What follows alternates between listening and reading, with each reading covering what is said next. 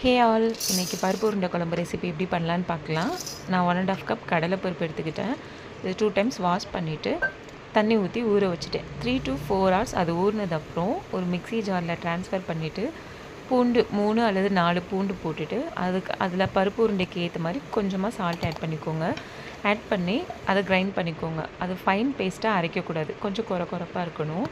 அரைச்சதுக்கப்புறம் ஒரு பவுலில் ட்ரான்ஸ்ஃபர் பண்ணிவிட்டு அதிலேயே சோம்பு, கொஞ்சமாக பெருங்காயம், வேணும்னா வெங்காயம், பச்சை மிளகாய், கருவேப்பிலை ஆட் பண்ணி மிக்ஸ் பண்ணி வச்சுக்கோங்க. இது குழம்பு எப்படி பண்ணலான்னு பார்க்கலாம். ஒரு பேனில் நம்ம கடலெண்ணெய் அல்லது நல்லெண்ணெய் ஊற்றி அதில் கடுகு, வெந்தயம் தான் ஃப்ளேவர் கொடுக்கும், அதனால் வெந்தயம் ஆட் பண்ணிக்கோங்க.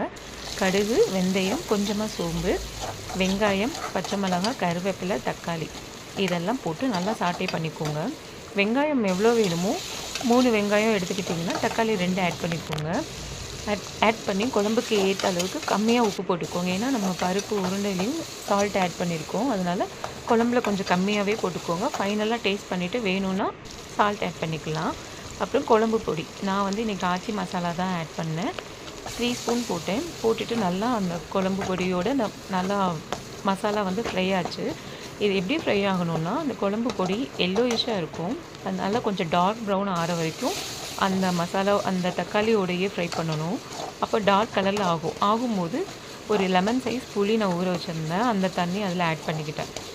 ஆட் பண்ணவும் அந்த மசாலா அந்த தண்ணியோடு சேர்ந்து மிக்ஸ் ஆகிடும். நம்ம சாட்டே பண்ணும்போது அதிலேருந்து ஆயிலெல்லாம் தனியாக பிரிஞ்சு வரும். அந்த டைமில் நமக்கு வேணுங்கிற அளவுக்கு தண்ணி நம்ம ஆட் பண்ணிக்கணும். குழம்புக்கு எவ்வளோ வேணுமோ அந்தளவுக்கு தண்ணி ஆட் பண்ணிக்கணும். கொஞ்சம் குழம்பு நல்லா தண்ணியாகவே இருக்கும். அது நல்லா கொதிக்கும்போது நம்மளுக்கு குழம்பு திக்காக வேணும். அதனால் இந்த இடத்துல ஒரு ட்ரிக் இருக்குது. நிறைய பேர் தேங்காய் வேணும்னா பிடிச்சவங்க அரைச்சி லாஸ்ட்டில் ஆட் பண்ணிப்பாங்க. அப்போ குழம்பு கொஞ்சம் திக்காகும், ஆனால் அந்த டேஸ்ட் அந்த ஃப்ளேவர் வேறு மாதிரி இருக்கும். நீங்கள் தேங்காய் ஆட் பண்ணலை அப்படின்னா இந்த இடத்துல என்ன ட்ரிக் யூஸ் பண்ணலான்னா, நம்ம பருப்பு உருண்டைக்கு அரைச்ச அந்த பருப்பை கொஞ்சமாக எடுத்து அந்த குழம்புல போடும்போது அந்த கன்சிஸ்டன்சி கொஞ்சம் திக்காக மாறிட்டு அந்த குழம்பு நல்லா கொதிக்கும்போது நம்ம மிக்ஸ் பண்ணி வச்ச அந்த பருப்பெல்லாம் பால் மாதிரி நல்லா உருட்டி அதில் போட்டுடணும். குட்டி குட்டி பாலாக நம்ம செஞ்சு போட்டுடணும். அது போட்டு குழம்பு நல்லா கொதிக்கும் போதே உங்களுக்கு தண்ணி அந்த அளவுக்கு போதும் அப்படின்னா அப்படியே விட்டுருங்க.